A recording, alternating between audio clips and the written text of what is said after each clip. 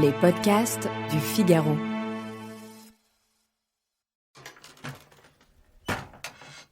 Quand elle voulut passer par la fenêtre, elle entendit la petite l'appeler. Pourtant, elle croyait savoir se faire aussi discrète qu'un chat. Elle fut effrayée, puis agacée, puis résignée. Elle posa un doigt autoritaire sur ses lèvres, même si ce n'était pas nécessaire. Il ne fallait pas réveiller les autres. La petite le savait aussi bien qu'elle. Les autres ameuteraient les parents. C'étaient de vraies poules caquetantes et froussardes. Et si elle n'amenait pas la petite, il y avait le risque, qu'elle n'était pas prête à courir, que celle-ci se mit à hurler. Ou plus vraisemblablement, qu'elle se posta à la fenêtre à l'attendre toute la nuit, en chantonnant de plus en plus fort et en finissant par alerter la maisonnée. Merci bien. Bonjour et bienvenue dans le podcast Le Moment des livres. Vous venez d'écouter un extrait de Filles en colère sur un banc de pierre de Véronique Ovaldé, publié chez Flammarion. La famille est-elle un refuge ou une prison ? Connaît-on vraiment les gens que l'on aime ? Je m'appelle Alice Develay et aujourd'hui je suis avec l'auteur de ce roman. Bonjour Véronique Ovaldé. Bonjour Alice. Vous avez publié Filles en colère sur un banc de pierre, un roman étourdissant dans lequel vous racontez l'histoire d'une famille, d'une île et d'un drame. Aïda, votre personnage principal, a un peu plus de 30 ans. Elle vit seule dans une pension vouée à la démolition à Palerme. L'eau de ses pas debout quand le téléphone sonne. C'est l'une de ses deux grandes sœurs. Elles ne se sont pas vues ni parlé depuis des années, mais tout va changer puisque leur père est mort et doit être enterré. D'un coup, les souvenirs lui reviennent. L'île où vit sa famille, ses dénis et ses secrets, et notamment Mimi. Alors première question, Véronique Ovaldé, pourquoi avoir choisi ce titre ? Alors j'ai choisi Filles en colère sur un banc de pierre et non pas une fille en colère ou la fille en colère parce que je voyais ça comme un cartel de tableau, comme une légende. Et de toute façon c'était mon deuxième choix. Le premier choix était tellement long que mon éditrice a fini par me dire qu'il ne fallait pas. Mon premier choix c'était l'immémorial chagrin des filles qui ne sont ni des gars, ni des jolies, ni des intéressantes. Et en effet, tout ça c'était un peu long. Oui, en effet, c'était un peu long. Dans votre roman, vous mêlez la jalousie, la culpabilité, la mélancolie, toutes les passions humaines. Est-ce qu'on peut dire que vous avez construit ce roman comme une tragédie ? Au début, quand j'ai commencé à écrire ce texte, il n'était pas construit comme une tragédie, mais très vite, les prénoms des personnages se sont imposés. Ces prénoms, elles portent toutes un prénom d'héroïne d'opéra, Aïda, Mimi, Violetta et Gilda.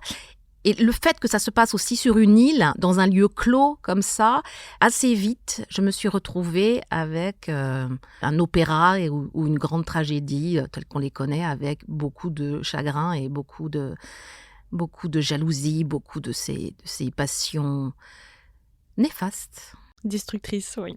Absolument. Donc on entre dans la famille d'Aïda avec son lot de secrets, on l'a dit.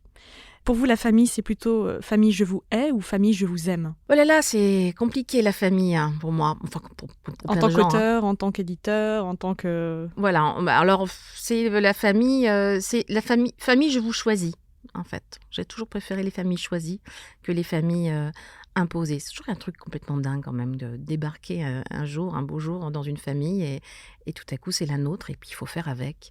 Donc moi c'est ni je vous aime ni je vous hais, c'est voilà, je vous choisis. Je vous choisis. Et donc des histoires de famille et des tragédies, la littérature en est remplie. Quel livre de la littérature illustre pour vous la famille ? Alors la famille en littérature, il y en a beaucoup, parce qu'il y a beaucoup de livres sur la famille et beaucoup de familles dysfonctionnelles. J'aurais tendance à dire... il y a un écrivain islandais que j'aime beaucoup qui s'appelle Jón Kalman Stefánsson et il y a toujours des histoires de famille complètement folles et magnifiques dans ses livres et ce sont des grandes fresques, de grandes épopées d'amour et de haine et je pense qu'il y a une belle illustration des familles. Quel livre vous a fait aimer lire ? Alors je crois que les premiers livres qui m'ont fait aimer lire, c'était des livres de contes, n'importe quel conte. Il fallait qu'il y ait du merveilleux, de l'étrange et du menaçant, comme dans beaucoup de contes. Voilà, j'en lisais tout le temps. J'en lis toujours d'ailleurs. J'aime beaucoup les contes. Lesquels, par exemple ? Alors, il y a un conte que j'adore qui s'appelle « Les habits neufs de l'empereur ». Et il dit beaucoup de choses sur notre petit monde. Vous vous souvenez de ce conte ? Racontez-le-moi. Ça raconte l'histoire d'un empereur qui est un peu, fat. Pas bien méchant, mais assez fat. Un beau jour, il y a des tailleurs qui viennent dans le royaume, dans l'Empire, qui lui proposent de lui faire le plus bel habit du monde. Et cet habit, qui sera fait avec des fils d'or et toutes sortes de pierres précieuses, eh bien, il sera à la fois extrêmement beau, mais seuls les gens intelligents le verront. Et en fait, évidemment, les 2 tailleurs sont des filous. Ce sont des escrocs et ils font semblant de faire un habit. Mais ils prennent beaucoup d'or, beaucoup de pierres précieuses et beaucoup de ce genre de choses pour fabriquer l'habit. Et le roi, évidemment, fait comme s'il voyait un habit quand il est face à son miroir.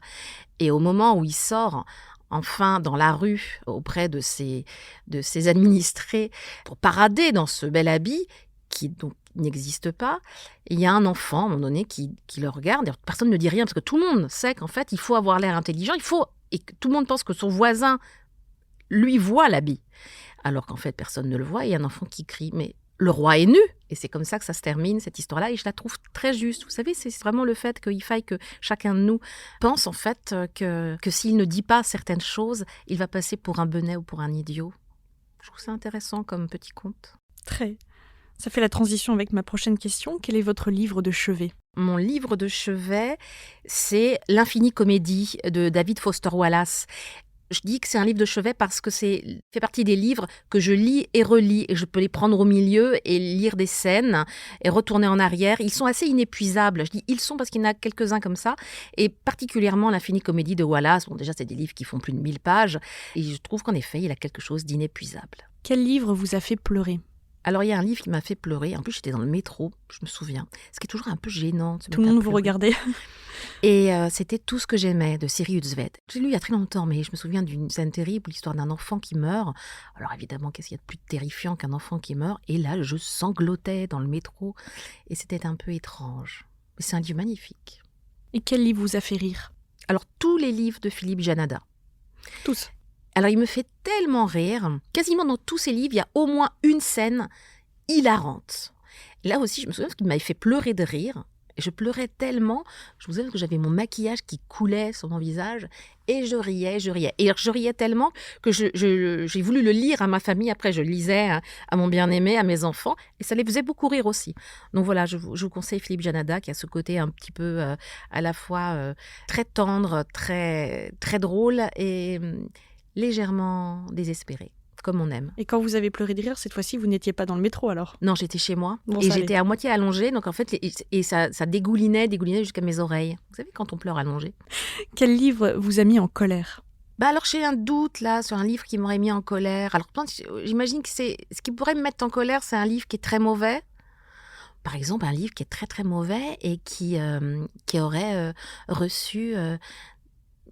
qui aurait été adoubé, vous voyez, justement le genre de livre en fait qu'il faut, qui est comme l'empereur avec son habit, qui c'est censé lui donner l'air intelligent. En fait, voilà, des livres qui sont adoubés et que je trouve atrocement mauvais. Alors ça m'arrive régulièrement, mais alors j'abandonne tout de suite. Mais j'aurais pas de titre à vous donner, mais vous voyez à peu près de quel genre de livre je parle.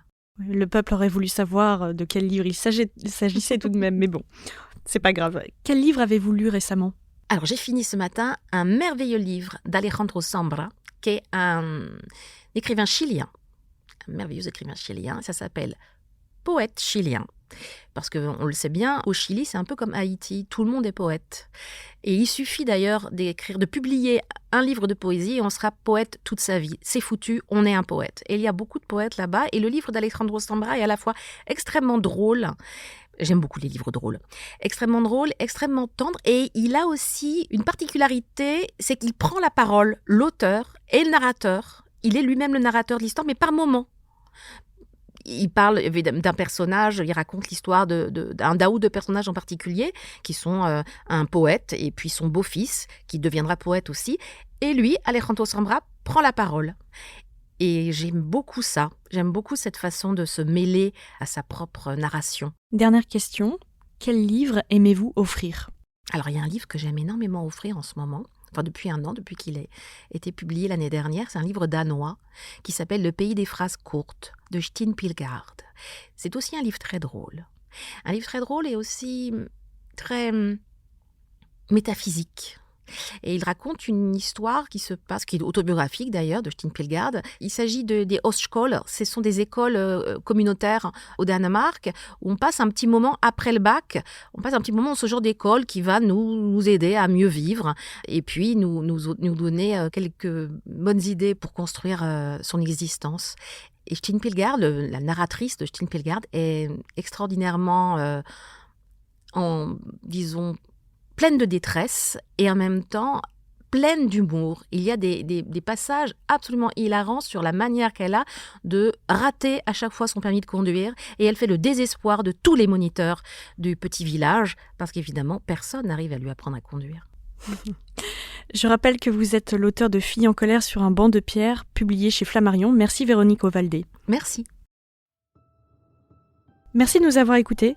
Cet épisode a été monté par Astrid Landon, à la prise de son Louis Chabin. Retrouvez tous nos podcasts sur lefigaro.fr ou sur vos plateformes d'écoute préférées. À bientôt!